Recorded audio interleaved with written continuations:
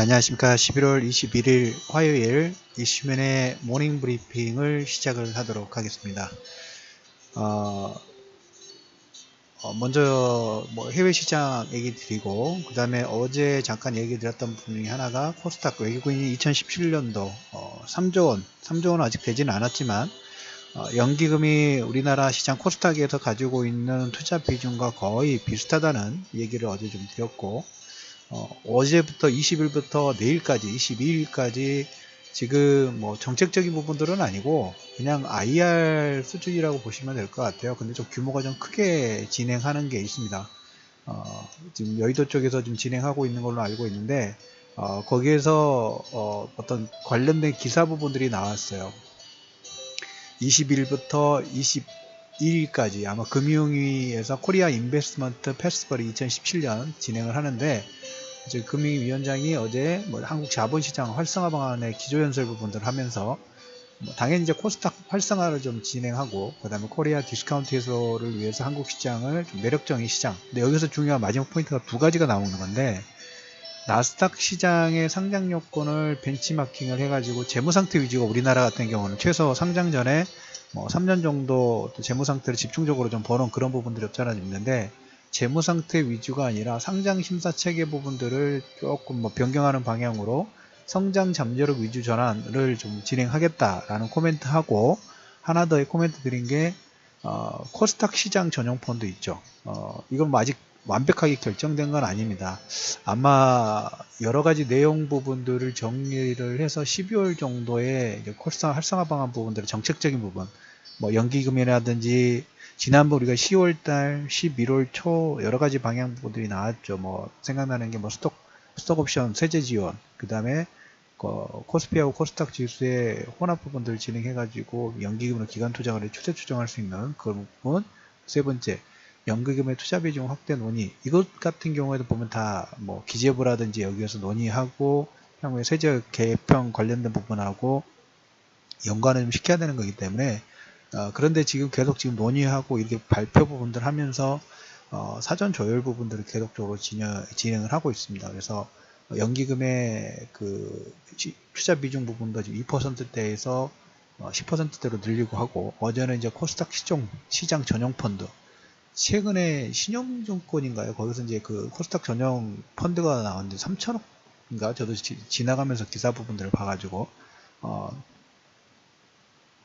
금방 그 품절이 됐어요. 그만큼 시장에서 그만큼 인기를 끌고 있고, 중요한 건 외국인들이나 기관 투자가들이 정부 정책의 확고한 방향성 부분들을 보고 투자를 좀 확대를 하고 있는 부분, 이건 상당히 좀 논의가 계속적으로 볼 부분이죠. 논의가 계속 되다 보니까 거기에 지금 배팅 부분들을 진행하고 있고, 실적도 내년에 지금 실적 컨센서스 부분들은 코스피보다는 코스닥 성장률 자체가 좀 더 좋을 거라는 게 내년 컨센서스 부분입니다. 그래서 10월 28일 정도에 1차적으로 코스닥 세제 개편, 세제 지원 관련된 부분, 여기서 사업 손실 준비금 제도하고 그게 처음에 나왔고, 그 다음에 지수 관련된 부분 나왔고, 그 다음에 11월 초에 벤처 스톡 옵션 관련된 부분, 연기금 투자 비중, 그 다음에 이제 여기 기금평가 운영 관련된 부분도 좀 추가적으로 진행하겠다. 그래서 지금 내용들이 12월 달에 또 나올 내용들은 10조 원 모험펀드, 30조 원 규모의 그 정책 금융 보증주 이런 내용들 있죠. 상당히 좀 많은 정책적인 부분들이 계속적으로 지금 나오고 있습니다. 그래서 이 코스닥 신용 전용 펀드 관련된 부분들은 일반 개인 투자자들에게 세제 혜택 부분들을 좀 주는 방안으로 추진될 가능성 부분들이 있습니다. 그래서 바이오테크놀로지가 어제 신라젠이, 저는 어떻게 보면 고평가 논란 부분들이 있는 건 사실이긴 합니다. 신라젠이 지금 상장기업의 상위 랭킹까지의 시총 부분들 올라간 건 사실이니까. 그런데 지금 시장에서 반응하는 부분들은 향후에 그 의학이라는 관련된 부분들은 시장 자체가 작은 시장은 아니죠. 그리고 거기에 영업이익률도 상당히 좀 높죠. 그래서 그 미래 수익 부분들을 미리 상승 부분들, 예전에 우리가 2000년도에 새로운 기술이라는 회사가 다이얼 패드를 만들면서 점상각하고 유상증자하면서 주가를 상당히 많이 급등 부분들 좀 시켰죠. 그거 비슷한 케이스라고 보시면 될 것 같아요. 새로운 기술 인터넷 시대가 오픈이 되면서 인터넷 시대가 됐을 때 그 플랫폼을 가지고 있는 회사의 시장 지배력, 그걸로 인한 그 마케팅, 그다음 그걸로 인한 수익권에 대한 기대감을 미리 선반영을 시키면서 주가 상승 부분이 나왔던 것처럼 지금 신라젠 같은 경우에 임상 실험의 결과 부분들이 단독으로 어떤 기술력 부분들을 실현시켰기 때문에 거기에 대한 시장의 반응, 외국인들 기관의 반응 부분들, 거기에 코스닥 지수의 반등 부분을 동반하는 어떻게 기대감의 그림 부분들이 계속 커지는, 예전에 2000년도 초반에 1900년대인가요?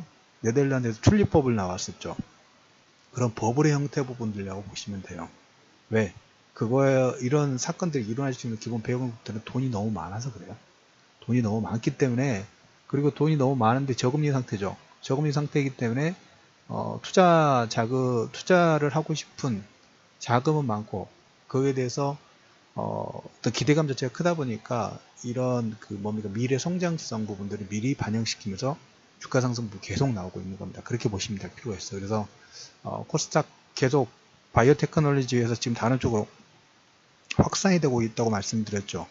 확산이 되고 있어요. 지수가 올라가는 거 별로 보지 마시고, 지수보다 이 밑에 깔려있는 유동성하고 그 다음에 기존의 주도주군이 바이오 테크놀로지가 주력이었다면 그 외에서 바이오 테크놀로지를 보고서 시장을 봤던 자금이 이쪽 아까 그 코스닥 전용 펀드 비슷한 자금이 들어오는 것처럼 한 분야에 이제 집중되는 게 아니라 자금이 계속 코스닥 선물 150 쪽에 자금이 들어오면 여러 가지 다양하게 레버리지 효과 부분들을 코스닥 150에 바이오만 있는 게 아니죠.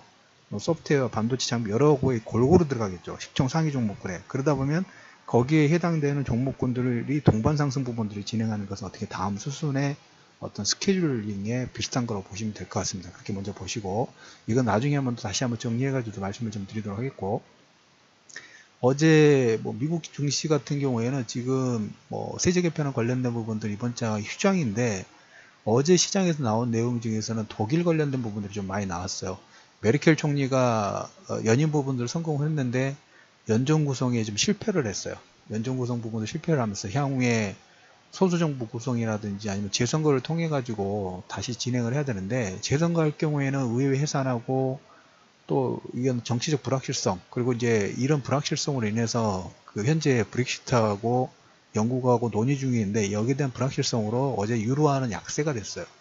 유로화가 약세가 되니까 달러가 반사로 반등 부분들이 좀 나왔다는 얘기 보시고, 어제 중국 같은 경우는 자본 규제 부분들을 강화했죠. 강화 발표보면 하면서 장중에 한 1.3% 정도 하락에 나왔는데 오후장에는 조금 밑거리 부분들 좀 들어왔고, 우리나라 11월 10일까지 수출이 전년 대비 수출 부분이 전년 대비 한 15% 정도 증가했다라는 코멘트 좀 드리도록 하겠고, 오늘 이제 이슈 부분에서는 금융위가 어제 코스닥 활성화 방안으로 코멘트했던 게 좀 가장 매력적인 부분으로 보이고, 삼성이 24년 만에 연간 반도체 1위, 이건 기정사실화돼서, 그래서 지금 치킨 게임 부분 들어가면서 저도 볼만한 것 같아요.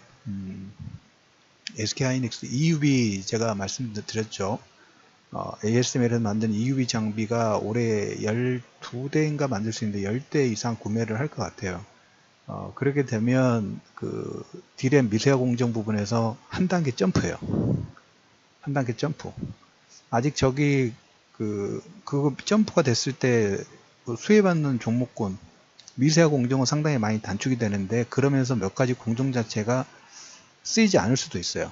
물론 너무 빠르긴 합니다. 다른 업체들은 EUV를 장비가 없기 때문에 삼성에서 독점 공급 부분들을 받아냈고 나머지 장비 공급 부분 못하게 하는 그런 효과 부분이 있으면서 미세화 공정의 단계를 한 단계 점프시키고, 나머지 하위 업체는 그렇게 하지 못하니까 그 양쪽에 뭐가 생기나요?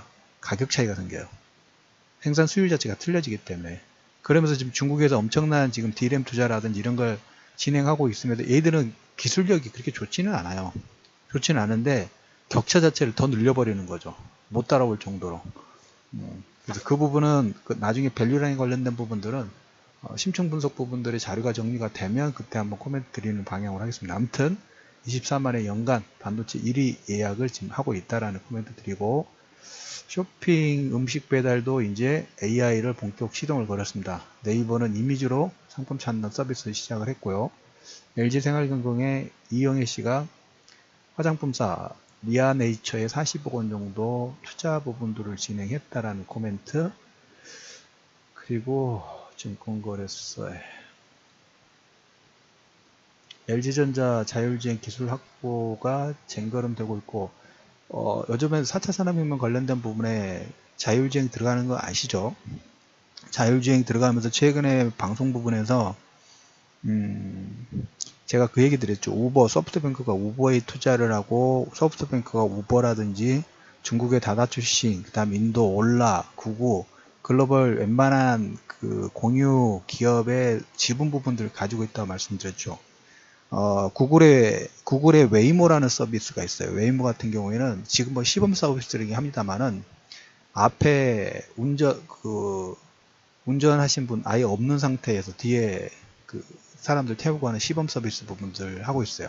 5단계 자율주행 부분들을 좀 시작을 하고 있습니다. 그래서 생각보다, 근데 그 5G가 돼야지만 자율주행 부분도 될 수 있어요. 그래서 그 전까지 이렇게 계속 시범 테스트 부분들을 진행하면서, 지금은 1차 상승으로 기대감 부분 올라가고, 거기에 제품을 만들고 있는 만도라든지 이런 종목들은 신고가예요. 지금 이미 아시고 계시죠? 우리나라의 대표적인 기업은 만도인데 신고가 파동 부분들을 올리고 있어요. 이미 매출 부분들이 나오고 있고, 그래서 그러한 기업들이 코스닥 쪽에서도 어제 움직임들이 나왔다는 코멘트를 좀 드리면서, 오늘도 역시 시장의 총평 부분들을 한번 정리를 해본다 하면, 처음에 구조상에서 시작 부분에서 말씀드렸던 것처럼 코스닥 시장 전용 펀드, 새로운 개념으로 예전에 있었던 제도이긴 합니다만, 소득공제 방안 추진 부분들, 확정된 건 아니지만 지금 어떤 정책적인 조율 부분들을 위한 논의 부분들이 계속 하나하나씩 나오고 있습니다. 그래서 그걸로 해서 코스닥 시장에 들어올 수 있는 자금의 규모 부분들의 파이 자체가 1차로, 2차로, 10차로 이렇게 계속 확장되는 부분들에 외국인들이 계속 매수의 입질 부분들이 좀 들어오고 있고, 기관 쪽에서도 잠깐 쉬는 부분들이 움직임들이 나오고 있긴 합니다만, 종목군별로 상당히 탄력적인 움직임 부분들이 나오고 있어요. 그래서 전에 말씀드렸던 것처럼 코스피 쪽보다는 지금은 코스닥 쪽에 양쪽에 멀티플레이가 되어야 돼요. 어떨 때는 코스닥이 움직이고 어떨 때는 코스피가 움직이고, 여기에 대해서 비중 조절 부분들 하면서 움직일 수 있는 투자의 어떤 묘미 부분들을 좀 살리실 필요가 있다는 얘기를 드리면서, 오늘도 역시 코스닥 관련된 이쪽 그 순환매 부분들을 적극 대응의 관점 부분들을 유지하실 필요가 있다는 얘기를 드리면서 11월 21일 이슈맨의 모닝 브리핑, 아침 브리핑을 마무리하도록 하겠습니다. 자, 편안한 아침 시작하시고요. 오후장에 뵙도록 하겠습니다.